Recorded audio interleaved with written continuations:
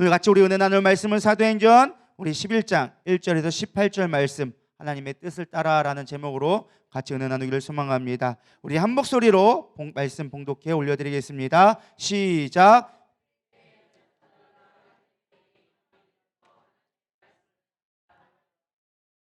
베드로가 예루살렘에 올라갔을 때 할례자들이 비난하여 이르되 내가 무할라자의 집에 들어가 함께 먹었다 하니, 베드로가 그들에게 이 일을 차례로 설명하며 이르되 내가 요빠시에서 기도할 때 황홀한 중에 환상을 보니 금 보다기 같은 그릇이 내 귀에 매어 하늘로부터 내려와 내 앞에까지 드리워지거늘 이것을 주목하여 보니 땅에 네 발 가진 것과 들짐승과 기는 것과 공중에 나는 것들이 보이더라. 또 이르되 소리 있어 내게 이르되 베드로야 일어나 잡아 먹으라 하거늘 내가 이르되 주님 그럴 수 없나이다. 속되거나 깨끗하지 아니한 것은 결코 내 입에 들어간 일이 없나이다 하니, 또 하늘에서 두 번째 소리 있어 내게 이르되 하나님이 깨끗하게 하신 것을 내가 속되다고 하지 말라 하더라. 이런 일이 세 번 있은 후에 모든 것이 다시 하늘로 끌려 올라가더라. 마침 세 사람이 내가 유숙한 집에 앞에 서 있으니 가이사랴에서 내게로 보낸 사람이라. 성령이 내게 명하사 아무 의심 말고 함께 가라 하심에 이 여섯 형제도 나와 함께 가서 그 사람의 집에 들어가니, 그가 우리에게 말하기를 천사가 내 집에 서서 말하되 내가 사람을 요빠에 보내어 베드로라 하는 시몬을 청하라. 그가 너와 내 온 집이 구원받을 말씀을 내게 이르리라 함을 보았다 하거늘, 내가 말을 시작할 때 성령이 그들에게 임하시기를 처음 우리에게 하신 것과 같이 하는지라. 내가 주의 말씀에 요한은 물로 침례를 베풀었으나 너희는 성령으로 침례를 받으리라 하신 것이 생각났노라. 그런즉 하나님이 우리가 주 예수 그리스도를 믿을 때 주신 것과 같은 선물을 그들에게도 주셨으니 내가 누구에게 하나님을 능히 맡겠느냐 하더라. 그들이 이 말을 듣고 잠잠하여 하나님께 영광을 돌려 이르되 그러면 하나님께서 이방인에게도 생명 얻는 회개를 주셨도다 하니라. 아멘. 할렐루야. 오늘도 여러분 승리하기를 소망합니다. 예화로 시작하려고 합니다. 아마 아시는 이야기일 수도 있는데요. 거북이가 길을 가다가 지나가는 길에 지렁이를 발견하게 되어집니다. 태양빛에 너무 고생하는 것 같아서 거북이가 큰 힘써서 얘기합니다. 야, 타라고 얘기합니다. 지렁이가 거북이 등에 타가지고 막 달려가기 시작합니다. 얼마 가지 않아서 군뱅이가 또 기어가는 겁니다. 그러자 이번에 거북이도 야, 너도 타! 그래가지고 군뱅이도 등에 타고 가게 되어졌습니다. 그런데 군뱅이에 딱 타자 지렁이가 이렇게 얘기합니다. 야, 꽉 잡아, 얘 겁나 빨라, 얘기하는 거예요. 사실 우리 얘기합니다. 별 시시한 이야기 같지만 사실 자기 주관적인 생각이 우리가 살아간다라는 것을 보여주고 있습니다. 지렁이가 보기에는 거북이가 겁나 빠른 겁니다. 그러니까 우리가 거북이를 느린 동물이라고 얘기하지만 지렁이 입장에서는 거북이가 빠를 수밖에 없는 것입니다. 왜 그렇습니까? 우리는 토끼와 거북이라는 동화를 통하여져서 거북이는 느리다라고 배웠기 때문에 우리는 그 고정관념에 매여져 있는 것입니다. 만약 우리가 지렁이라고 한다면 거북이 등에 맨 그 순간은 엄청나게 빠르게 느껴질 것이다 라는 것입니다. 우리가 아무리 많은 것을 안다 할지라도 우리는 우리 안에 고정관념에 빠질 수밖에 없는, 우리가 이런 세상 속에 살아가고 있다라는 것입니다. 그래서 믿음의 사람들은요, 상황이 아닌 해석을 할 수 있는 능력을 키워줘야 한다라는 것입니다. 하나님의 시선으로 보고 하나님의 생각으로 바라볼 수 있을 때 우리를 초월하는 믿음으로 나아가게 만들어준다라는 것입니다. 오늘은 지난주 보았던 베드로가 가이사랴에서 요빠에서 가이사랴까지 이방인이었던 고넬료의 집에 있었던 이야기를 우리가 듣게 되어졌습니다. 이제 고넬료의 초청을 받아서 베드로가 준비되지 않은 상태에서 가서 예배를 드렸더니 성령이 임하시면서 그런 놀라운 역사들이 변하게 된 것입니다. 근데 참 사람이라는 게, 말이라는 게, 소문이라는 게 금방 퍼지게 되어져 있어요. 이 요빠 가이사랴에 있는 지역은 예루살렘에서 차를 타고 한 4시간 정도 가야 되는 거리에 떨어져 있습니다. 근데 그 먼 거리를 사실은 얼마 되지 않아서 바로 베드로가 가기 전에 이미 입소문이 먼저 가 있었던 거예요. 베드로가 예루살렘 교회로 돌아갔더니 예루살렘 교회가 한바탕 뒤집어진 거예요. 아니, 어떻게 이방인의 집에서 그렇게 침례를 주고 그들과 함께 먹을 수 있느냐라고 하면서 하고 있다라는 것입니다. 저는 오늘 본문을 말씀 통하여져서 우리가 생각한 게 있습니다. 우리가 하나님의 뜻대로 살아가는 게 참 쉽지 않구나. 우리도 모르는 사이에 우리의 고정관념에 빠져져서 하나님의 뜻을 이루기보다는 우리의 고정관념에 매인 신앙생활을 할 때가 많다라는 것입니다. 그래서 오늘 우리가 첫 번째 생각하려고 하는 것은 하나님이 하신 일에 대해서 우리의 편견을 무엇보다 버릴 수 있어야 한다라는 것을 생각해 보려고 합니다. 우리가 인정할 것은요, 하나님이 하시는 일은 그 누구도 막을 수 없다라는 것을 먼저 인정하며 갈 필요가 있다라는 것입니다. 본문을 묵상하다 보니까 참 뻔한 일이지만 우리도 이와 같은 실수를 참 저지르고 있다라는 것을 생각해 보게 되어집니다. 왜 예루살렘 교회가 그토록 신뢰하던 베드로 목사님을 비난했느냐? 오늘 1, 2, 3절에 잘 나와져 있습니다. 한번 읽어보겠습니다. 시작.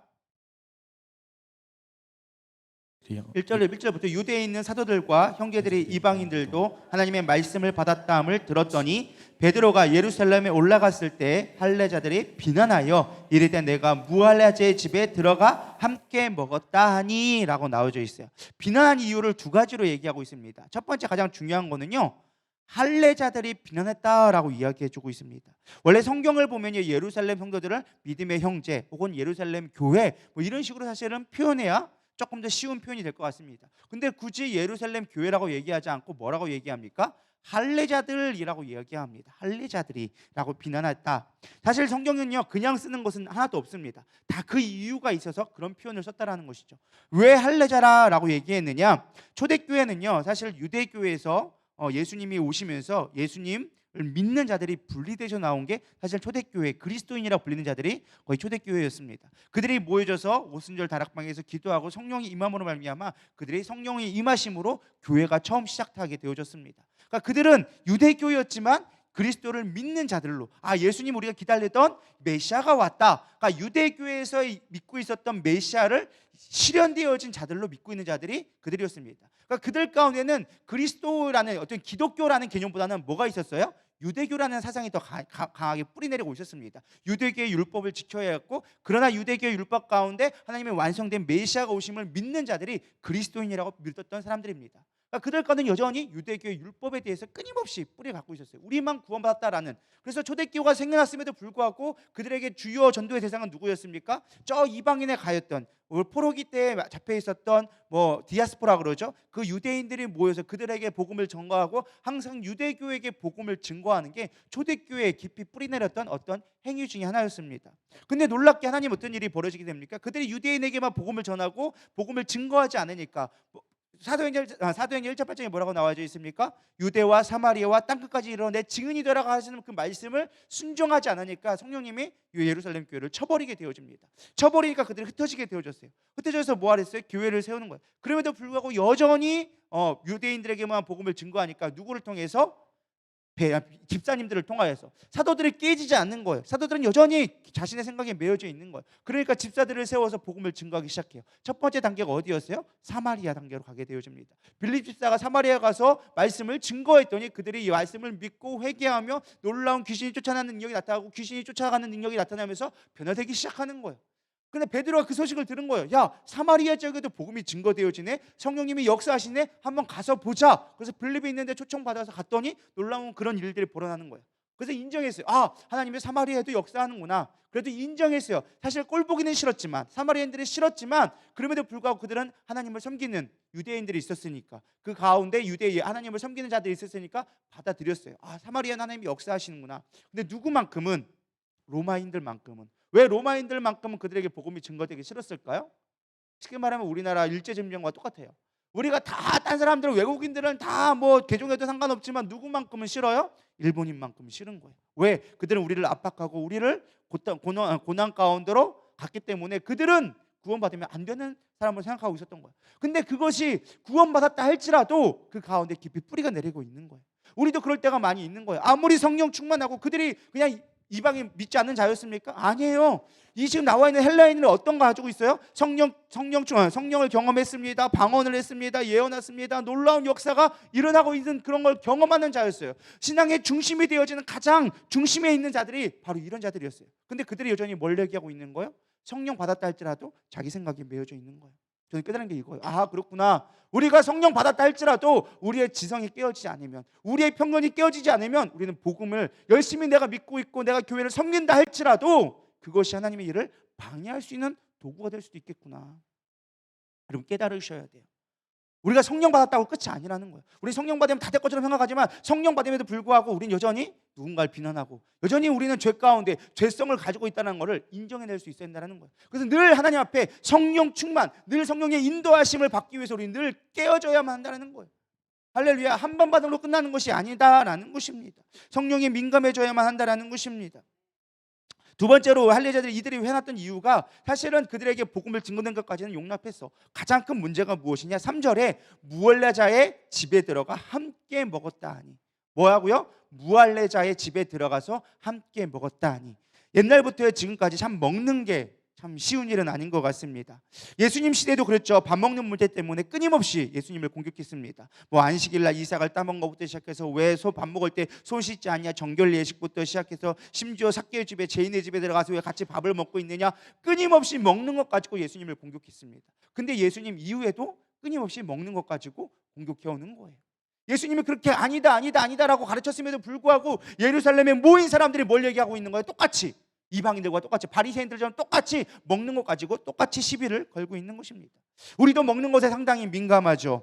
먹는 문제를 초월하시기를 축복합니다. 우리는 먹고 사는 문제를 초월할 수 있는 믿음의 눈이 띄어지기를 소망합니다. 하나님은 초월자이십니다. 우리 마태복음 6장 31절 32절에 뭐라고 얘기합니까? 그러므로 염려하여 이르기를 무엇을 먹을까, 무엇을 마실까, 무엇을 입을까 하지 말라. 이는 다 누가 구하는 거라고요? 이방인들이 구하는 것이라. 너희 하늘 아버지께서 이 모든 것이 너희에게 있어야 할 줄을 아시느니라. 할렐루야. 먹을 걸 이미 우리에게 주셨다라는 거예요. 이미 책임져 주고 계시다라는 거예요. 그것 때문에 염려하고 걱정하는 건 누구나 하는 것이다? 믿음 없는 이방인들이나 하는 것이다. 염려하는 건 그건 뭐예요? 우리가 믿음 없다는 증거라는 거예요. 근데 우리는 얼마나 염려하고 있습니까? 얼마나 먹고 사는 문제 때문에 두려워하고 있습니까? 늘 걱정하고 나 이거 안 돼요. 회사 잘릴 것 같아요. 이거 때문에 힘들어요. 내 직장대로 내 뜻대로 안 돼요. 기회비 힘들어요. 어려워요. 늘 먹는 것으로 싸우고 있는 거예요. 늘 두려워하고 있는 거예요. 이런 걸 초월하시기를 소망합니다. 초대교회가 먹는 것 때문에 고민했던 거예요. 왜 먹는 것 때문에? 왜 그걸 이방인들과 불신자에게 무할례자들한테 가가지고 그들과 먹습니까? 라고 얘기하는 거예요.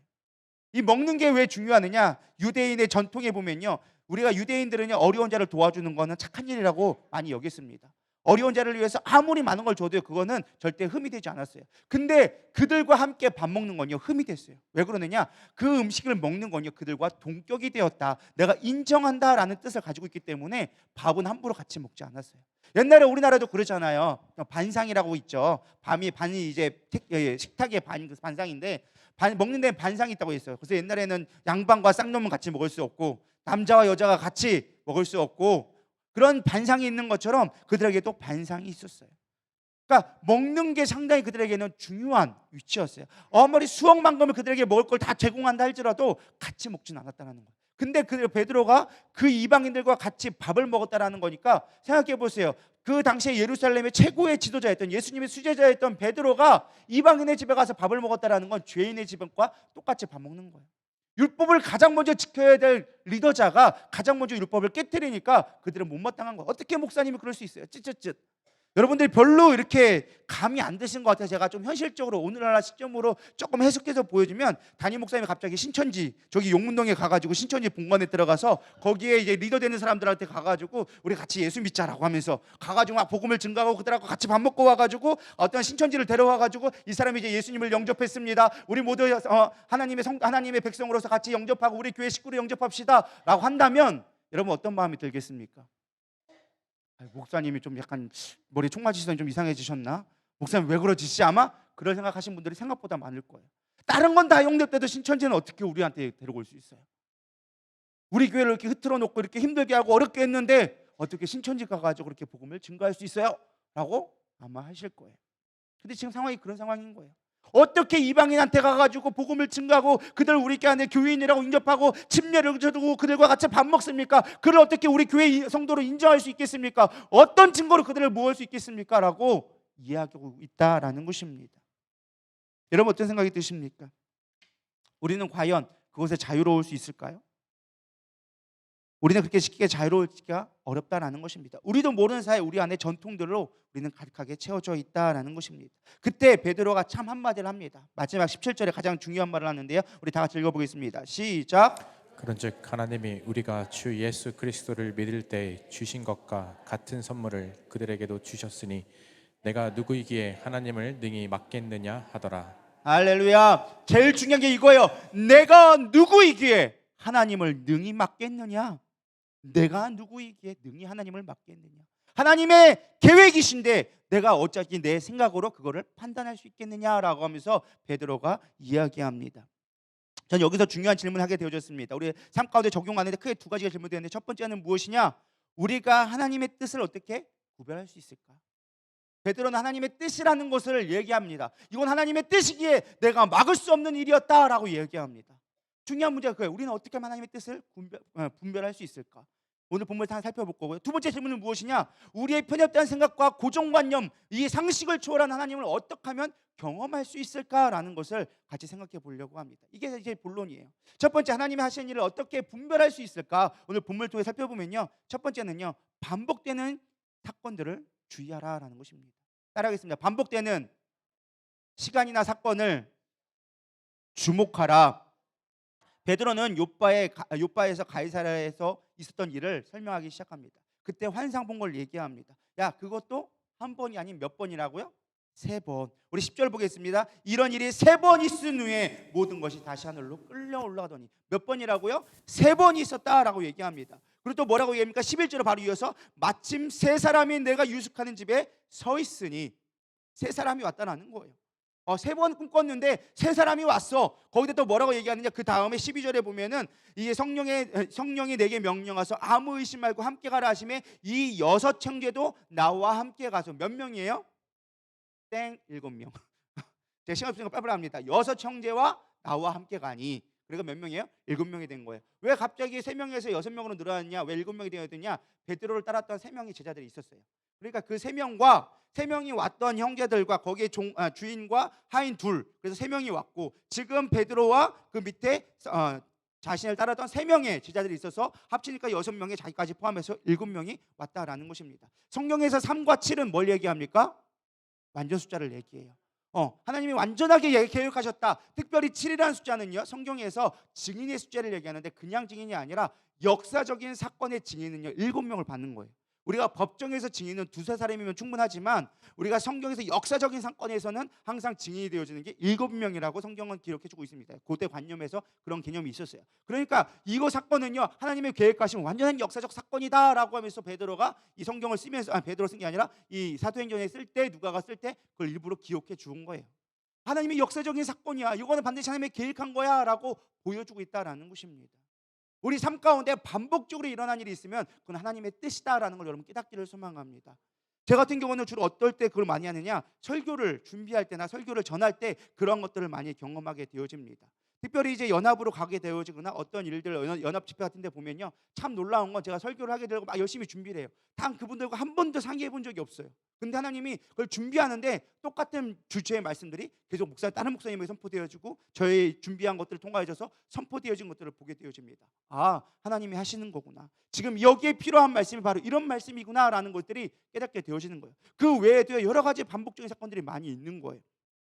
주로 제가 어떤 설교를 준비하려고 막 준비하는데요, 준비할 때 하나님이 하시는 말씀들이 가끔 들릴 때가 있어요. 그게 어떤 때느냐, 제가 막 그걸 계획한 건 아닌데 그런 설교가 막 들려오기 시작하는 거예요. 우연찮게 설교를 들었는데 그런 내용이 설교인 거예요. 또 우연찮게 책을 봤는데 그런 내용들이 막 나오기 시작하는 거예요. 그러면 저는 그때부터 깨닫기 시작하는 거예요. 아, 이게 하나님이 지금 우리 교회에 하시고자 하는 말씀이구나. 그럼 놀랍게요, 그런 말씀이 들려올 때는요, 놀랍게 성도들이 은혜를 받더라는 거예요. 내가 막 열심히 준비할 때도 있지만 하나님이 그렇게 보여줄 때가 있는 거예요. 여기서 보여주고 여기서 보여주고 여기서 보여주고, 그걸 조합하면요 하나님이 우리 교회에 하시고 싶은 말씀이 들려지기 시작하는 거예요.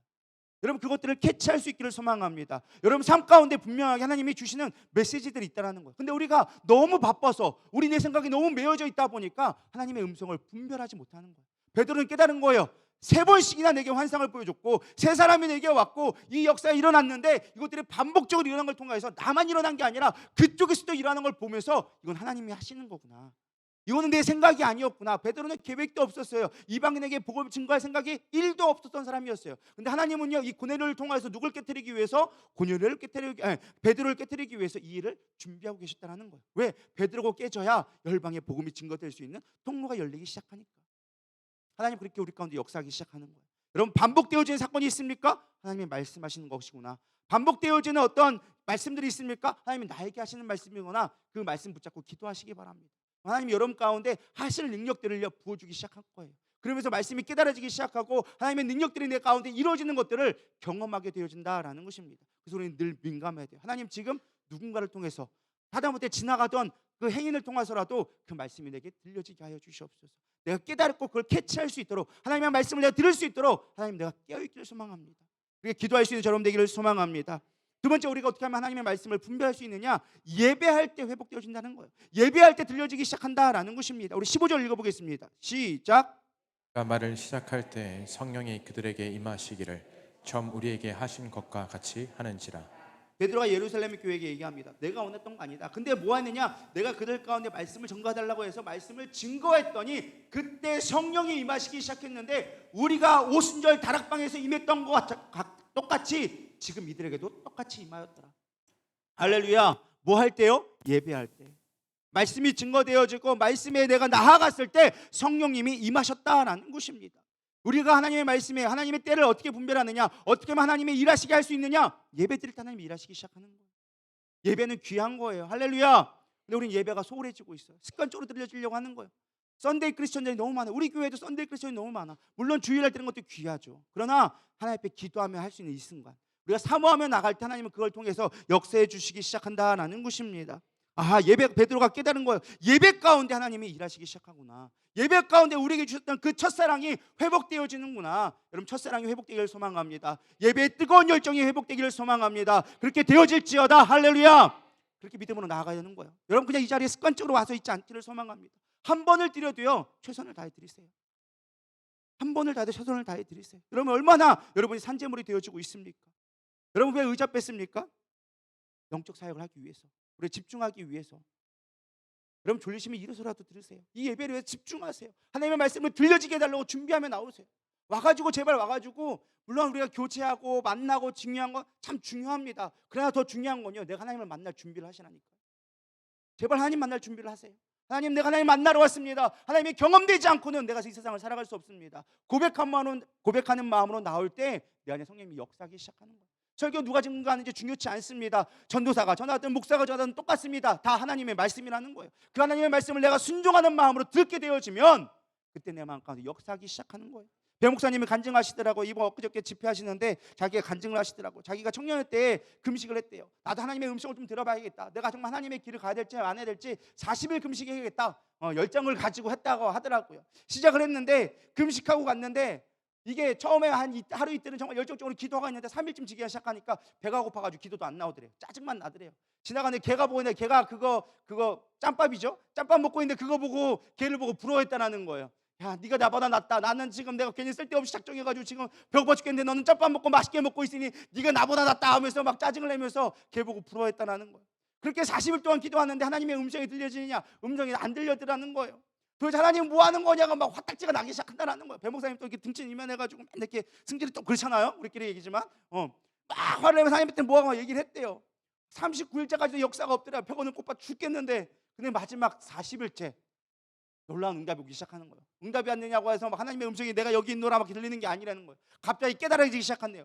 야, 하나님의 응답이 뭐냐? 하나님의 응답이 뭐냐라는 질문이 막 들리기 시작하대요. 그러면서 깨달아진 게 무엇이냐? 말씀이 응답이다. 성경이 하나님의 말씀이 응답이다. 이 안에 답이 있다 라는 말씀이 깨달아지기 시작했대요. 그거 듣고 그 한마디 듣고 그냥 한마디도 들린 것도 아니야. 그게 깨달아지고서 그냥 내려왔대요. 내려왔는데 갑자기 놀라운 역사가 시작하는 거예요.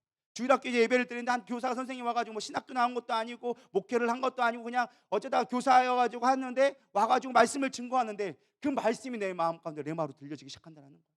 말씀이 살아서 내 안에 역사되는 걸 깨닫기 시작한 거예요. 그 말씀이 막 놀라워서가 아니라 내 안에 말씀이 반영되기 시작하니까 그 말씀을 듣고 콧물을 흘려가면서 기도하기 시작했다는 거예요. 근데 그 교사는 갑자기 전도사 그 청년부 회장이 와가지고 막 눈물을 흘려 기도하니까 자기가 설교 잘하는 줄 알고서 오해했다고 막 그렇게 얘기를 하더라고요.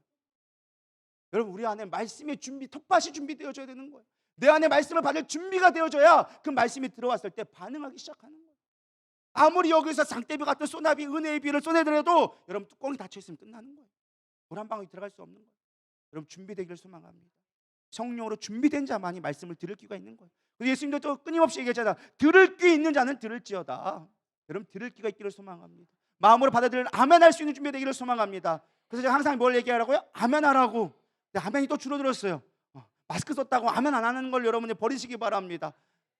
아멘 할 때 여러분 가운데 있는 어둠이 떠나가고, 아멘 할 때 여러분 가운데 성령의 능력이 임하기 시작하고, 아멘 할 때 여러분 마음 가운데 말씀이 깨달아지기 시작하고, 아멘 할 때 여러분의 모든 막힌 것들이 풀려지기 소망합니다. 그렇게 되어지는 거예요. 근데 우리는 말씀에 반응하지 않는 거예요. 일단 내가 준비되어 있지 않은 거예요. 훈련되어 있지 않은 거예요. 말씀을 아멘으로 받는 자가 되기를 소망합니다. 그러면요, 우리가 이 하나님 앞에 얼마 중심되어졌을 때 하나님 그걸 보고서 우리 가운데 하나님이 일하시는 것들을 깨닫게 하시는 거예요. 예배 가운데 예배가 내가 회복되어지면 하나님 하실 일들이 보이는 거예요. 근데 우리가 은혜 떨어지면 가장 먼저 하지 않는 게 뭐예요? 예배 안 드리기 시작하는 거예요.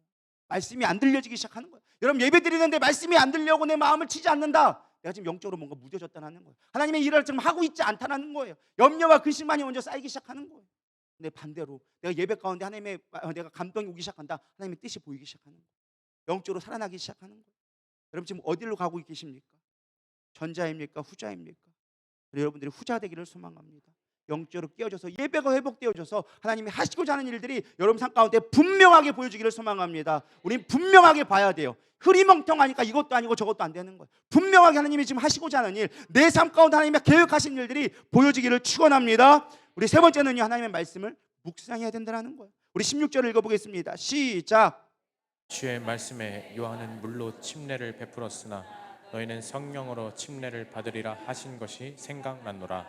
할렐루야. 지금 어떤 상황이에요? 예배를 드렸는데 갑자기 성령이 임한 거예요. 그게 마치 오순절 다락방에 성령체이 임한 거예요. 그때 불현된 예수님이 하신 말씀이 떠오른 거예요. 아, 내가 요한이 침례를 베풀었으니 너희는 성령으로 침례를 받으리라. 그렇구나. 오순절 사건이 어쩌다 우연이 아니었구나. 하나님이 주신 약속이었구나. 이것은 우선 예루살렘 교회뿐만 아니라 사마리아뿐만 아니라 온 열방까지 하나님의 성령을 주시기로 작정한 것이구나. 그때 깨달아지기 시작했다는 거예요. 그럼 예배드리면요, 말씀이 들려지기 시작하고요, 말씀이 깨달아지면요, 우리가 평소에 알고 있었던 말씀이다 할지라도요, 새롭게 다가오기 시작하는 거예요. 내 인생을 바꿀 새로운 변환점이 되어지기 시작하는 거예요. 할렐루야. 여러분, 그 일을 소망합니다. 말씀이 깨달아져야 되는 거예요. 말씀이 들려져야 한다는 거예요. 그럴 때 우리의 삶이 바뀌는 거예요. 여러분, 인생이 뭘로 바뀝니까? 말씀으로 바뀌는 거예요. 하나님이 세상 창조를 뭘로 하셨어요? 말씀으로 하셨다는 거예요. 말씀이 내 안에 들어왔을 때 내 삶이 바뀌기 시작한다라는 것입니다. 어떻게 하면 말씀을 들을 수 있을까요? 어떻게 하면 말씀이 내 안에 레마로 바뀌고 파토스로 내 안에 영적인 삶으로 변화시킬 수 있을까요? 이유는 딱 하나야. 우리가 준비되어져 있어요. 일단은 들어야 돼요. 읽어야 해요. 묵상해야 돼요. 암송해야 돼요. 할렐루야. 별로 아멘들을 안 하시네. 말씀 보기 싫으신가요? 다시 한번 합니다. 들어야 합니다. 읽어야 합니다. 묵상해야 합니다. 암송해야 합니다. 그럴 때 말씀이 떠오르기 시작하는 거예요. 베드로가 이 말씀을 몰랐다면 떠올랐을까요? 아니요. 예수님이 들었던 말씀, 이미 예수님은 십자가 돌아가신 지 한참 되셨어. 근데 중요한 건 뭐예요? 예수님의 말씀이 그때 떠올랐더라. 들었는데 깨닫지 못했는데 성령이 임하시고 그 일을 보게 되어지니까, 아, 하나님이 나를 통해 하실 일들을 깨닫게 되어진 거예요. 성령을 부어주실 거고 그 성령이 부어주심을 통하여서 교회가 세워질 것이다. 내가 너를 사용할 것이다 라는 것이 베드로가 깨달아졌다라는 거예요. 여러분, 깨달아지길 소망합니다. 말씀이 여러분들 깨우치기 시작할 거예요. 말씀이 여러분들의 삶을 변화시키기 시작할 거예요. 그러려면 말씀을 많이 알아들어야 돼요. 그래야 그것들이 어느 순간 내 안에 깨달아지는 시점이 있다는 거예요. 지금 들어도 여러분 이해 안 되는 분들 여기 분명히 있을 겁니다. 이 목사가 뭐 이렇게 옆집에 그냥 소리 질러대면서 뭐 쉬어가면서 뭐 이렇게 얘기하나 깨달아지지 않는 자가 있을 거예요. 그러나 들어두세요. 들어두면 언젠가 그것들이 깨달아져서, 아, 이것이구나, 이것이 하나님이 역사하시는 것이구나, 내 삶을 이끌어 가시는구나, 하나님 하실 일을 누가 막을 수 있으리야 고백하는 날이 반드시 오게 될 거라는 거예요. 그러나 여러분을 빨리 깨닫기를 소망합니다. 왜? 우리가 하나님의 나라를 위해서 일할 시간이 그리 많지 않기 때문에 그렇다라는 것입니다. 늘 말씀을 묵상하시고 말씀을 깊이 있게 상고하세요. 말씀을 가능하면 묵상을 좀 많이 하세요. 통독도 중요합니다. 통독과 묵상을 항상 같이 가세요. 가능하면 말씀하고 그 다음에 묵상하다가 꼭 은혜되는 말씀 있으면 암송하세요. 암송이 능력이에요. 많이 암송할수록 내 안에 능력이 나타나기 시작하는 거예요. 할렐루야. 그러다 우리가 이제 마지막 세 번째는요, 하나님이 하시는 일에 어떻게 하면 우리가 순종할 수 있는가, 그 순종하는 삶의 자세에 대해서 이야기하고 말씀을 마치려고 합니다. 첫 번째는요, 내 방법을 빨리 포기해야 한다라는 것입니다. 내 한계와 능력을 초월하신 하나님 앞에 맡겨드려야 한다라는 것입니다. 이 땅의 인간은요, 교만하여서 하나님이 일하시면 세상에 한 번에 무너질 수 있다라는 것을 인정하지 않아요. 여러분 생각해 보세요. 코로나가 주는 교훈이 무엇이었습니까? 아무리 노력해도 하나님이 하시면 막을 자가 없다는 걸 우리는 코로나를 통해서 배웠습니다. 아, 그렇구나. 인간이 아무리 백신 만들고 아무리 뭐 거리두기 하고 아무리 뭐 방법들하고 마스크 써도 하나님이 물어보시면 방법이 없다라는 거예요. 하나님 코끼만 한번 부르면 끝난다라는 것입니다. 코로나 통계를 보니까요, 전 세계에서 지금 코로나 전체 사망 숫자 그리고 걸린 숫자 그 전 세계 인구를 비율했더니 요즘에 지금 78억인가 뭐 그렇대요. 그 전체 인구 했더니 500명당 1명꼴로 사망했다라고 나오더라고요. 미국이 제일 많이 죽었고 유럽 쪽에서 많이 죽었대요. 어쨌든 그럼에도 불구하고 우리나라도 꽤 많은 숫자가 사망하셨습니다. 이 코로나는 질병 때문에. 근데 중요한 거는요, 놀라운 건 우리 교회도 휩쓸어 갖고 지금도 간간히 걸리기 시작하는데요. 그럼에도 불구하고 살아있는 이유는 우리가 하나님 앞에 예배드렸기 때문에. 우리 코로나 중에도 예배를 멈추지 않았고요. 코로나가 걸려도 집회드렸습니다. 그러니까 코로나가 걸려서 물론 고통스러웠지만 여기 한 명도 사망한 자가 없습니다. 제가 가만히 보니까요, 내 주변에 코로나로 인하여서 돌아가신 분이 한 명도 없더라고요. 여기 다 걸리고 지나갔잖아요, 거의 다.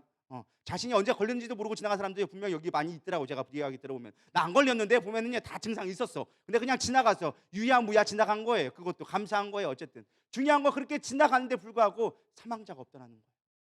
미국은요, 옆 동네에 한 사람 한 사람 걸로 한 사람씩이 다 그냥 갔어요. 시체를 쌓아둘 데가 없어가지고요, 산점 밑으로 그냥 쌓아놓고요, 화장이 안 돼가지고요. 지금도 코로나 여러분 화장터에 가잖아요. 4일장 5일장 하고 있습니다. 왠 줄 아세요? 코로나 걸려가지고 사망자가 많은데 시체가 빨리빨리 안 태워지니까 지금 대기하느냐고 4일장 5일장 하는 사람들이 아직도 있다고 얘기합니다. 근데 우리 교회 돌아가신 분 한 명도 없잖아요. 깨달은 게 그거예요. 예배하는 자는 절대 하나님 쉽게 들어가지 않는다. 할렐루야. 여러분, 하나님께 감사 영광 돌리기 소망합니다. 이렇게 하나님께 영광 돌려야 되는 거예요. 여러분, 하나님께 맡기시면요, 우리 방법 포기하면 하나님 일하시기 시작하는 거예요. 근데 만약에 우리가 코로나라고 예배 안 드렸고 막 이렇게 했다면요, 어떤 결과가 벌어졌을까? 사실 생각만 해도 끔찍한 일이 벌어지더라고요. 그때는요, 원망되어졌어요. 왜 하필은 집회 가운데 코로나가 옵니까? 왜 하필이면 이때입니까? 내 돈 가만히 있다가 왜 하필이면 이때입니까? 아우, 힘들어 죽겠는데 남들은 코로나 걸렸다고 격리하는 나는 격리도 못하고 여기서 일하고 있고 이게 뭐 하는 짓거리인가 싶었어요. 근데 하나님이 하시는 걸 보게 되는 거예요. 오히려 코로나 끝나고 그 집회 끝나고 나니까 전도하게 되어지고 전도의 문이 열리기 시작하고, 어쨌든 그래도 많지는 않아도 우리 교회 전도하다가 조금씩 열려가지고 몇 명이 왔잖아요. 그 집회를 통해서. 하나님은요, 전쟁에 승리한 자만에게 전리품을 주는 거예요. 이긴 자에게만 하나님이 전리품 주는 거예요. 패배한 자에게는, 진 자에게, 포기한 자에게는요 하나님이 주질 않아요. 여러분, 이겨내기를 소망합니다. 지금 고난이라고요? 여러분, 고난이 아니라는 것입니다. 여러분, 생각해 보세요. 내가 의지할 곳이 없어서 교회밖에 올 수밖에 없는 인생이 불행한 인생일까요? 행복한 인생일까요? 또 내가 위로받을 곳이 예배밖에 없어서 예배 드릴 수밖에 없는 자가 불행한 인생일까요? 행복한 인생일까요? 여러분, 말은 행복하라고 얘기하죠. 근데 사실 쉽지가 않은 거예요. 여러분, 생각해 보세요. 내가 올 곳이 교회밖에 없다. 내가 어디 갈 데도 없다. 누구 만날 사람도 없다. 얼마나 외로운 삶이에요. 근데 그게요, 세상적으로 볼 때는 참 불쌍한 삶인데, 다 누구한테 위로받을 사람 한 명 없어가지고 친구 한 명 없어서 내가 우울해서 교회 주님 앞에 나올 수밖에 없다면, 세상으로 볼 때는 참 비굴한 거, 참 불행한 인생이지만 그 인생은 축복받은 인생이에요. 할렐루야. 왜? 주님을 만날 수 있는 기회니까. 우리는 하나님의 시선으로 바라보기를 소망합니다. 우리 하나님을 의지할 게 하나님밖에 없다면 그것이 가장 큰 축복이에요. 저도 인생 되돌아보니까요, 목회 오래 살지는 않았지만 제가 정말 힘들 때 하나님을 꼭 만나더라고요. 조금 살만하면요, 원망과 불평이 더 많았죠. 그동안 조금 살만해서 그동안 조금 넉다운하고 볼망봉했는데 또다시 힘들어지기 시작하니까 하나님밖에 없습니다라는 걸 깨닫기 시작하는 거예요. 고난은 우리에게 유익이에요. 그리고 하나님 앞에 내 방법 빨리 포기하시고 하나님의 방법으로 나가기를 소망합니다. 힘들 때 하나님 앞에 내 맡기면요, 하나님이 일하시는 것을 보게 되어지는 것입니다. 또 중요한 거는요, 우리가 하나님 앞에 일하기 위해 하나님의 일에, 하나님 하시는 일들을 우리가 순종하기 위해서 가장 먼저 중요한 것이 무엇이냐? 대가 지불을 반드시 해야만 한다라는 것입니다. 하나님의 일을 순종하기 위해서는요, 우리는 항상 내 것을 포기할 수 있는 자세가 되어줘야 한다라는 것입니다. 여러분, 오늘 찬양을 들으면서 뭔가 좀 달라진 거 못 느끼셨나요? 뭐 그런가 보다 하겠는데 우리 교회 믹서가 바뀌었습니다. 저 옆에 구멍 보세요. 뭔가 반짝반짝 빛나기 시작하죠. 믹서가 바뀌었습니다. 별로 여러분들은 그냥 그런가 보다 하고 별 관심 없으니까 모르는데 좀 관심 있는 사람들 들었을 것입니다. 뭔가 조금 달라진 것 같다. 사실 여기서 현장에서 못 느낄 거예요. 어디서 느끼느냐? 온라인상에서 느낄 수 있어요. 사실 지금 쓰고 있는 것도 사실 그것도 상당히 좋은 거예요. 그때 당시 뭐 300 몇십만 원 하던 꽤 좋은 거였는데, 이게 아무리 좋은 것도 세월에는 장사 없다고. 한 15년 쓰다 보니까 얘가 여기서 듣기에는 그나마 조금 이게 소리가 크고 하니까 별로 잡음 소리가 안 들리는데, 온라인은 이 잡음 소리가 그대로 다 들어가요. 그래서 들으면요, 지지직 소리 들리기 시작하고, 조금 지난번에는 아주 심각하게 따다다다다닥 소리가 계속 들린 거예요. 그래서 지난번에 영상이 못 올라갔어. 그게 소리 계속 녹음돼서 내 원인을 찾는데 잘 모르겠는 거예요. 아무리 찾아도 열받아가지고 사실 있었습니다. 그래서 사실은 이런 상황이 있는데 사실은 제가 왜 이런 얘기를 하느냐, 제가 자랑하고 싶어서 그런 게 아니라 저 믹서기를 제가 사실 사다 놨어요. 교회 돈으로 한 게 아니라 제가 헌금 헌물로 하나님 앞에 드려줬는데 사실은 저게 아니었어요. 제 계획은 저게 아니었어요. 사실은 제가 우연찮게 사진을 보고 있는데 다엘이 어릴 때 사진을 본 거예요. 근데 제가 DSLR 그때 막 사가지고 막 다엘이를 이쁘게 막 사진 찍어서 다엘이의 이쁜 사진들이 많이 있는 거예요. 다행히도 그나마 막 예쁜 사진이 몇 개 있어. 근데 그 사진을 DSLR을 교회에서 쓰다 보니까 제가 막 교회 것도 쓰고 막 내게 교회 거 내 거 막 쓰다 보니까 얘가 10년 정도 쓰다 보니까 고장이 난 거예요. 그래서 사실 저 뒤에 있는 카메라를 고장 나가지고 새로 산 거거든요. 교회 돈으로 샀단 말이에요. 저거는 교회 거로 사다 놓으니까 내가 어디 놀러 갈 때 저걸 가져가기가 죄송스러운 거야. 교회 거 가져 쓰기가 어려운 거야. 그래가지고 저걸 못 가져가. 또 가져가면 제가 막 1박 2일 갔다 오면 여기서 예배 드려야 되니까 저걸 가져갈 수가 없는 거예요. 그래서 우리 집에 사진이 엄청 많이 있는데 중요한 건 다혜 사진이 거의 없는 거예요. 우리 막둥이 사진이 없는 거야. 그렇다고 제가 넷째를 낳을 계획이 있느냐? 전혀 없거든요.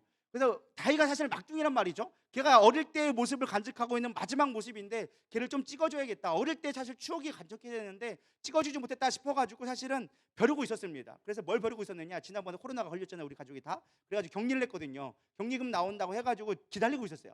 그걸 나오면은 내가 이걸 DSL을 사가지고 좀 더 보태가지고 사야지. 때마침 교회에서 부활절이라고 조금 더 보너스가 들어왔어. 아, 여기다가 보태고 조금 더 보태고 조금만 더 보태면 이제 내가 DSL을 할 수 있겠다. 때는 왔다. 이제 딱 들어온 거예요. 돈이 들어가지고 이제 내가 빨리 사야지 하면서 한 달 동안 막 검색하고 있던 것, 맨날 그거 검색하는 게 일이었어. DSLR 무슨 종류가 좋을까 막 검색하다가 살려고 딱 찜놓는 게 있었어요. DSLR R5라고 딱 준비해가지고 200 몇십만 원짜리 살려고 딱 준비를 해놨는데 이게 음향이 빵 터지기 시작한 거야. 막 지지직거리고 안 들리기 시작하는 거야. 고민이 되기 시작하는 거예요. 이걸 뭘 해야 되나? 갑자기 감동이 오는 게, 야, 네가 해라는 마음이 오기 시작하는 거야. 항상 우리 교회 음향기기는요, 제가 항상 많이 하거든요. 교회 드럼도 그렇고 무선 마이크도 그렇고 이것도 그렇고 어쨌든 음향기기는 나에게 항상 감동을 주시는 거예요. 그래서 네가 해라라는 건데, 하나님 이거 다 찍어줘야 되는데 하나님 어떻게 됩니까?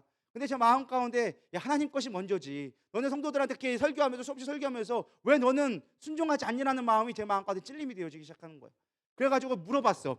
혹시 저거 하려고 하는데 저거 얼마나 할까요? 라고 물어봤어요. 이미 인터넷 검색은 다 해봤어. 그래도 혹시라도 쌀까봐 전화해봤더니만 한 200 몇십만 원이 되는 거예요. 제 예산을 초과하는 거예요. 하나님, 이거 초과되는데 이거 해야 돼 말아야 돼, 차야 돼 말아야 돼 고민하다가 교회 돈으로 사 말아 막 이렇게 하다가, 아니지, 그래, 내가 하나님 앞에 감동 갔을 때 순종해야지. 내가 다이 사진 못 찍어줘도 기도하는 게 그거예요. 하나님, 내가 찍어주는 것보다 이제 전문가들이 와서 다이가 수없이 많은 사진을 찍히는 자가 되게 하여 주시옵소서. 내가 찍어준 이쁜 것보다 많은 사람들 앞에 열방에 높임 받아져서 수많은 기자들이 와가지고 사진 찍는 자 되게 하여 주시옵소서. 그런 마음으로 사실은 제가 저거를 사다 놓은 거예요. 그런데 하나님 거는 먼저 해야지, 하나님 걸 먼저 해야지 하면서 수없이 많은 사람들이 이제 담임 목사님이 조금 유명해지면서 온라인 예배 사람들 보고 있는데 음향이 막 안 좋아지기 시작하니까 막 컴플레인이 들어오기 시작해요. 볼륨이 작아요, 뭐 노이즈가 심해요, 이런 게 막 들어오니까 좀 마음이 안 편했던 거예요. 그래서 제가 사실은 저거를 바꿔놨습니다. 제가 왜 이 말을 드리느냐, 제가 사놨다고 자랑하고 싶어서 그런 게 아니라 결론은 그거라는 거예요. 우리가 100가지 불이 필요하다는 거예요. 하나님의 일에 순종하려면, 하나님이 하시는 일들을 보기 원해서는 뭐가 필요하다? 100가지 불이 필요한 거예요. 그럴 때 하나님이 그거를 통해서 하나님이 일하시기 시작한다라는 것입니다. 여러분들한테 돈 내라는 얘기가 아니에요. 여러분들 그 감동이 왔을 때 순종할 수 있는 믿음이 있냐라고 제가 질문을 드리는 거예요. 저부터도 사실 많은 고민을 했어요. 사실 200만 원이 뭐라고, 200 몇십만 원 사실 별거 아니거든요. 사실 크다면 크지만, 저한테는 큰 돈이지만 거의 제 한 달에 사례비 3분의 2 이상 카드값 빼고 내면은 뭐 헌금대로 남는 게 사실 그게 전부예요. 그만큼 한 달에 생활비를 다 드렸지만, 그러면 크지만, 그러나 그것이 하나님 앞에 드렸을 때는 별거 아닐 수 있다는 거예요. 앞으로 하나님이 나에게 하실 일들이 수없이 많이 있는데, 이제까지 먹여주고 책임져 주셨는데 하나님을 신뢰하지 못하고 있지 않았던가. 하나님, 내가 믿음으로 드리겠습니다라고 드려줬다라는 것입니다. 여러분, 중요한 건 그거예요. 하나님은 우리에게 100가지 불을 원하세요. 여러분, 우리가 구원받은 거요? 우리가 그냥 공짜로 구원받은 거 아니에요. 하나님이 뭐 해주신 거예요? 십자가에서 피값 흘려주심으로 말미암아 우리의 죄를 대가로 지불해 주신 거예요. 그래서 우리는 값없이 받은 거예요. 하나님은요, 우리에게 똑같이 요구하시는 거예요. 너도 나를 위해서 뭔가 줄 수 있겠니? 나를 위해서 뭔가 해줄 수 있겠니? 우리 아까 말씀 보았지만 마태복음 6장 31절, 그러므로 염려하여 이르기를 무엇을 먹을까, 무엇을 마실까, 무엇을 입을까 염려하지 말라. 이들은 다 이방인들이 구하는 것이라. 너희 하늘 아버지께서 이 모든 것이 너에게 있어야 할 줄을 아시느니라. 그러즉 너희는 먼저 그의 나라와 그의 의를 구하라. 그리하면 이 모든 것이 너희에게 더하시리라. 하나님의 것을 먼저 구해라. 누가 하나님의 뜻을 막을 수 있겠느냐? 하나님의 계획하신 것은 반드시 이루신다. 하나님의 성령을 주기로 작정하셨기 때문에 여기에 성령을 주신 것이다. 우리 그 말씀에 순종할 수 있기를 소망합니다. 나를 포기하고 내 최선을 다해서, 정말 여러분 예배 드릴 때 정말 최선을 다하고 있습니까? 여러분 지금 예배 드리는 모습이 여러분의 최선의 모습입니까? 최고의 모습입니까? 최우선의 순위에 두었습니까? 우리 그렇지 못하는 거예요. 그저 습관적으로 나오는 예배. 오늘 목사님 설교는 또 왜 이렇게 기나? 오늘 목사님 설교는 왜 이렇게 힘이 없나? 메가리가 빠졌나? 오늘 뭔가 기분 안 좋은 거 있나? 이게 아니라 여러분 이 예배를 드릴 때 정말로 목숨 걸고 들어보세요. 그 말씀에 하나님의 말씀으로 생명 걸고 들어보세요. 왜 안 들려지겠습니까? 예수님은 사랑입니다 이 한마디에도요 수많은 사람들이 변화되어져요. 말이 많다고 중요한 게 아니에요. 중요한 건 여러분들이 그걸 아멘으로 받을 수 있느냐가 중요하다는 거예요. 내가 정말로 아멘으로 받을 수 있는가? 정말 하나님의 살아계심을 내가 대가를 지불할 수 있는가? 내 생명을 드릴 수 있는가? 그런 자세가 되어질 때 아멘으로 들려오기 시작합니다. 여러분 믿음으로 나가길 소망합니다. 우리는 착각합니다. 내가 열심히 살면 잘 살 거라고, 밤낮 쉬지 않고 일하면 반드시 보상이 올 거라고. 여러분 인생 그런가요? 아니더라는 거예요. 수없이 많이 얘기를 들어보면요, 열심히 살면 살수록 이상하게 더 힘든 일만 많아지더라는 거예요. 더 고난 당할 일이 많아지더라는 거예요. 왜요? 우리는 하나님 앞에 택함 받은 자거든요. 하나님은요, 하나님의 백성이 세상을 향해 달려가는 걸요 절대 가만두지 않아요. 다시 부르기 시작하는 거예요. 네 마음대로 살아봐라. 잘 되나 봐라. 그게요 축복이자 세상적으로 말하면 참 꽃게인 거예요. 우리는요 세상 속에서 열심히 살아보려 하면 할수록 또 고난의 길을 가게 되어져 있어요. 몸이 아프거나 경제적 문제가 안 되거나 자식이 안 되거나. 왜요? 하나님 우리를 사랑하시니까. 우리는 하나님 안에 있으면 하나님을 잘 되게 해주시는 거예요. 근데 우리가 하나님 세상에 밖에 나가면 아무리 열심히 살려고 해도 안 되는 거예요. 왜? 우리 하나님 앞에 복게임 받은 자니까, 하나님 앞에 구원받은 자니까. 그게 축복인 걸 깨달은 자만이 누리게 되어지는 거예요. 하나님 앞에 맡기기를 소망합니다. 우리 인생의 경영자는요 하나님이세요. 하나님 앞에 맡겨야 한다는 거예요. 근데 우리는 끊임없이 내가 하려고 그래요. 내 계획대로 살아가려고 그래요. 그건 뜻이 아니잖아요. 그거는 잘못된 거지 않나요? 왜 이방인들과 같이 밥 먹고 있습니까? 잘하는 거라고 얘기했지만 잘하는 게 아니었다는 거예요. 내가 열심히 살아가는 거, 내가 하나님 뜻대로 살아왔다고 열심히 예배드리고 뭐 봉사해서 나 잘하고 있다라고 착각하고 있었던 거, 그게 아니라는 거예요. 내가 하나님 앞에 정말 하나님의 뜻에 순종할 수 있는가? 성령의 일하심을 내가 주목할 수 있는가? 그것이 우리의 인생을 바꾼다는 걸 우리는 놓치고 있었다는 거예요. 믿음으로 바라보길 소망합니다. 믿음이 없이는 하나님을 기쁘시게 할 수 없나? 뭐라고요? 믿음이 없이는 하나님을 기쁘시게 할 수 없나? 그럼 믿음으로 반응하고 나가시길 소망합니다. 예배 한 번을 드려도요 믿음으로 드리시고 습관적으로 드리지 않았으면 좋겠습니다. 그럴 때 우리의 삶이 바뀌는 거예요. 우리 시간 찬양하면서 오늘 말씀을 생각하면서 기도로 나아가겠습니다. 주님, 제 마음이 너무 둔해서 주님을 볼 수 없습니다. 이 땅에 속하여 이 땅만 보다가 주님의 손을 놓쳤습니다. 주님의 뜻을 잃어버렸습니다. 나는 나그네로 와서 아무것도 할 수 없는 자인데, 청지기인데 언제부터 내가 주인이 되어줘서 내 마음대로 살려고 했습니다. 주님, 이 시간 주님이 내 삶의 주인 되어 주시옵소서. 내 믿음으로 주를 보게 하여 주시옵소서. 우리 고백하며 나갑니다. 우리 찬양합니다. 주님, 제 마음이 너무 둔해서 주님을 볼 수 없습니다. 이 땅에 속하여 이 땅만 보다가 주님 손을 놓쳤습니다.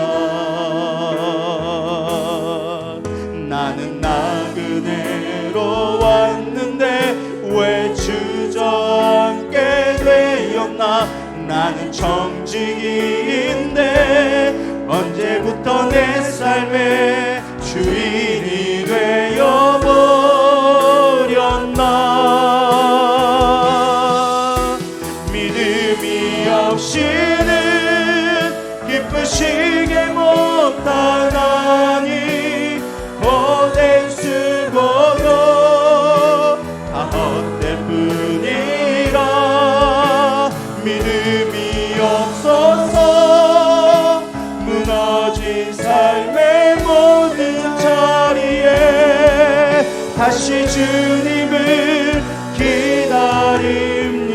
한 번 더 고백합니다. 주님, 제 마음이 뒤에 불 좀 꺼주시고요. 주님, 제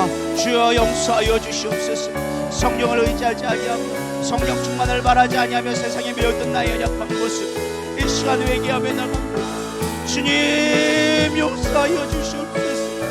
나의 고집된 편견들을 버려버리게 하여 주시옵소서. 내 인생에 내가 주인 되어 살아갈 수밖에 없었던 연약한 모습 아버지, 우리를 쉽게 판단하며 정죄하며 비난합니다.